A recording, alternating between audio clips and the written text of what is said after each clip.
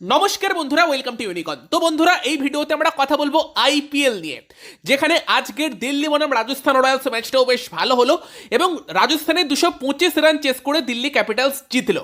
যদিও রাজস্থান রয়্যালস টিমটার প্রতি আমার একটু দুর্বলতা আছে, যেহেতু বৈভব সূর্যবংশী, জয় সোয়ালের মতো আমার দুজন পছন্দের প্লেয়ার আছে, বাট অ্যাকচুয়ালি আইপিএলটা জমিয়ে রাখার জন্য আজকে হয়তো দিল্লির জয়টা দরকার ছিল, নয়তো রাজস্থান অনেকটা এগিয়ে যেত এবং প্লে অফসের দৌড় কিছুটা একপেসেই হয়ে যেত অলমোস্ট। তো সেই ম্যাচ নিয়ে আমরা এই ভিডিওতে একটু কথা বলবো। তবে তার আগে কলকাতা নাইট রাইডার্সের আরেকটা বিষয় নিয়ে কথা বলা দরকার, সেটা হচ্ছে আবারও একবার কলকাতা নাইট রাইডার্স বড়সড় ফাম্বেল করলো। সেটা তো করেই ছিল এবং সেটার লাভটা অন্য একটা টিম তুলে নিল।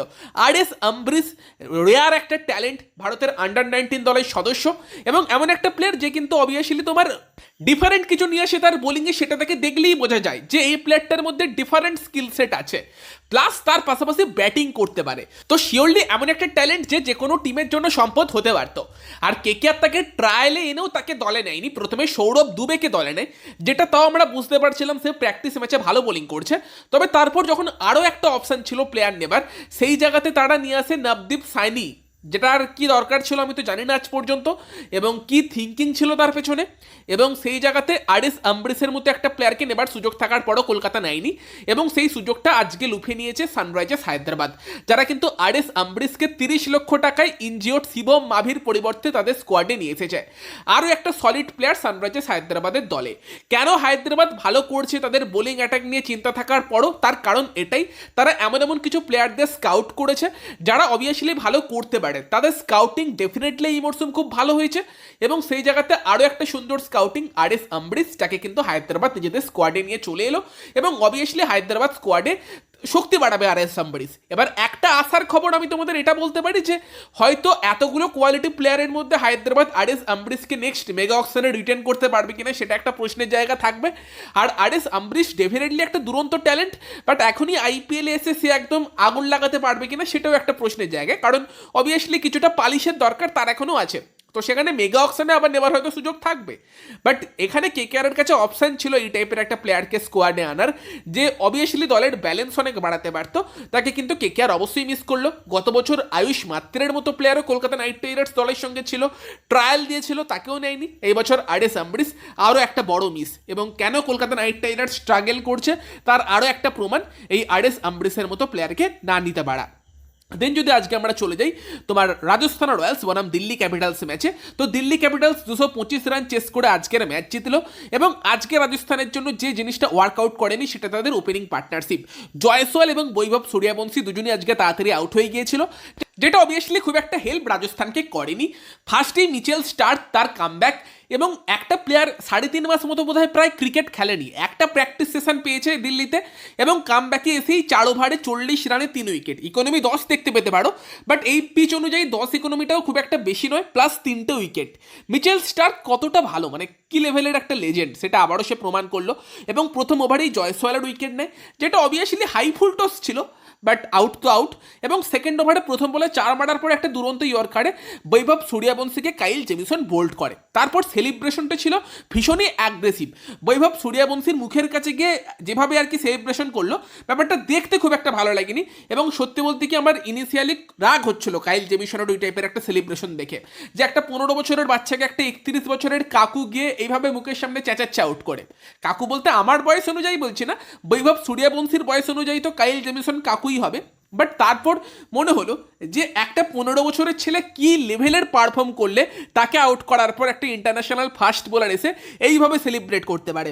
এবং একটু জেমিসনকেও খেয়াল রাখতে হবে ব্যাপারটা, যে প্রফুল হিঞ্জি একটু বড় বড় কথা বলছিল, তারপর বৈভব সূর্যবংশী কি করেছিল আমরা দেখেছি। তো সেখানে আবারও দিল্লির সঙ্গে রাজস্থানের ম্যাচ আছে, হয়তো এনগেটিভ ফিট হয়ে গেলে সে চলে আসবে, নাও খেলতে পারে, বাট খেললে অবভিয়াসলি সূর্যবংশী তাকে একটু জবাব দেওয়ার জন্য কিন্তু দেখবে। বাট ডেফিনেটলি একটু বড্ড বেশি অ্যাগ্রেসিভ সেলিব্রেশন ছিল, তোমরা জানিও তোমরা কি বলবে।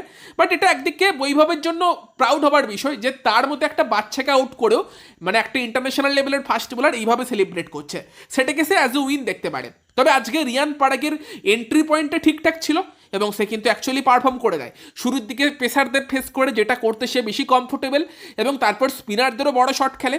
জুডেল স্লো খেলেছে অবভিয়াসলি, আবারও 30 বলে 42 করেছে, তবে সেই জায়গাতে দুটো তাড়াতাড়ি উইকেট পড়ে গিয়েছিল, ম্যাচ ধরারও ছিল। বাট একদিক থেকে রিয়ান পারাগ কিন্তু ডেফিনেটলি ভালো ব্যাটিং করেছে, 50 বলে 90, লাস্ট অব্দি কিন্তু 100 করতে পারে না।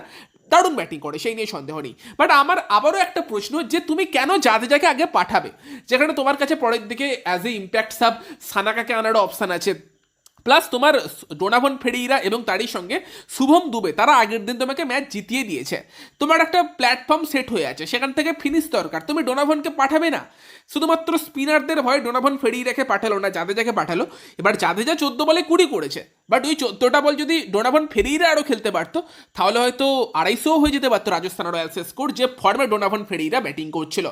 14 বলে 47 করে অনবদ্য ব্যাটিং করে, মনে হচ্ছিল যে বলই তার কাছে আসছে সেই বলই সে মাঠের বাইরে মারবে। আর সব থেকে বড় কথা, কুলদীপ যাদবকে 2 না 3টে 6 মারে, 2টো 6 1টে 4 বা 3টে 6 মেরেছে, এক্স্যাক্ট মনে পড়ছে না, তবে 3টে বাউন্ডারি তো অবশ্যই মারে, 3টে 6 বোধহয় মেরেছে সে। আর সব থেকে বড় কথা যে এই প্লেয়ারটাকে 1 কোটি টাকায় দিল্লি ট্রেড করে দিয়েছিল রাজস্থান রয়্যালসে, সেখানে ডোনাভন ফেরিরা অনবদ্য ব্যাটিং করে, 14 বলে 47 করে এবং রাজস্থানের স্কোর 225 রানে পৌঁছে দেয়। তবে সেই রানটা চেস করতে নেবে দিল্লির একটা ভালো স্টার্ট দরকার ছিল, সেই স্টার্ট কিন্তু দিল্লিকে দেয় প্রথম নিশাঙ্কা এবং KL রাহুল। প্রথম নিশাঙ্কা করে 33 বলে 62, রাহুল করে 40 বলে 75। দেখো, আমার ইনিশিয়ালি মনে হয়েছিল ডেভিড মিলারকে বাইরে রাখা কতটা সঠিক সিদ্ধান্ত, বা অভিষেক পোড়েল যে আগের দিন তোমাকে বাঁচালো 49-এর রেকর্ড থেকে, তাদেরকে বাইরে রেখেছো। বাট সেই জায়গাতে প্রথম নিশাঙ্কা ব্রিলিয়ান্ট ব্যাটিং করে এবং সেখানে ওপেনিং পার্টনারশিপই কিন্তু দিল্লির হয় 110 রানে, দারুণ স্টার্ট পেয়ে যায়। প্রথম নিশাঙ্কা আউট হলে নীতিশ রানা আসে, সেও 17 বলে 33 করে এবং তারপর রানা এবং রাহুল আউট হবার পর চাপ হবে কিনা ভাবছিলাম তখন, এবং সেই সময় কিন্তু আশুতোষ শর্মা এবং ক্রিস্টিয়ান স্টাফস মিলে খুব ইজিলি ম্যাচ ফিনিশ করে দেয়। রাজস্থানের বোলারদের কথা বললে শুধুমাত্র তুষার দেশপান্ডেকে বাদ দিয়ে দিলে প্রত্যেকেরই ইকোনমি হাই ছিল এবং বড় রান করেও কিন্তু রাজস্থান জিততে পারলো না, যেটা অবভিয়াসলি কিছুটা IPL পয়েন্টস টেবিলটাকে জমিয়ে রাখলো। কালকে নামছে মুম্বাই ইন্ডিয়ান্স এবং চেন্নাই সুপার কিংস, যেটাকে আমরা IPL এর এল ক্লাসিকো বলি, ফলে সেই ম্যাচটার দিকেও আমরা অবভিয়াসলি নজর রাখবো। তবে এই ম্যাচটাও দুই দলের কাছেই ডু অর ডাই টাইপের ম্যাচ।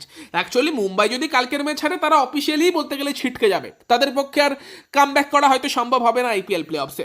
তবে চেন্নাইও খুব একটা ভালো পজিশনে কিন্তু নেই, চেন্নাইও যদি হেরে যায় সেখানে চেন্নাইয়েরও তোমার হাইয়েস্ট হয়তো চেন্নাই 16 পয়েন্টে পৌঁছতে পারবে, যেখান থেকে চেন্নাইও রীতিমতো প্রেসারে পড়ে যাবে। ফলে সেই জায়গাতে মুম্বাই এবং চেন্নাই দুই দলের ম্যাচ একটা বড় ম্যাচ আমরা জানি, বাট এমনিও তাদের যদি ওভারঅল আমরা পয়েন্টস টেবিলের পজিশনের কথা বলি, সেখানেও তাদের জন্য ক্রুশাল ম্যাচ, বিশেষ করে চেন্নাইয়ের জন্য, কারণ এমনি মুম্বাই পিছিয়ে পড়েছে আর চেন্নাই যদি হেরে যায় চেন্নাইও পিছিয়ে পড়বে। সেখানে কালকের এই মুম্বাই বনাম চেন্নাই এই ম্যাচটা থেকে তোমরা কি এক্সপেক্ট করছো কমেন্টে জানিও। বাকি আজকে দিল্লি বনাম রাজস্থান ম্যাচ নিয়ে তোমরা কি বলবে? মিচেল স্টার্কের বোলিং, ডোনাভন ফেডেরার ফিনিশিং, কাইল জেমিসনের তোমার অ্যাগ্রেসিভ অ্যাটিটিউড, বা পরের দিকে KL রাহুলের ব্যাটিং, এই সব কিছু নিয়ে কি বলবে কমেন্টে জানিও। কলকাতা নাইট রাইডার্সের মতো দল RS আম্বরিশকে হারালো, সেই নিয়ে কি বলবে কমেন্টে জানিও। ভিডিওটা ভালো লাগলে ভিডিওটাকে লাইক করে দিও, শেয়ার করে দিও, আমাদের চ্যানেলে প্রথম বাড়লে আমাদের চ্যানেলটিকে সাবস্ক্রাইব করে তার পাশের বেল আইকনটাকে অন করে দিও। তো চলো গাইস, এই ভিডিওতে এই পর্যন্তই, দেখা হচ্ছে পরের ভিডিওয়ে, বাই বাই।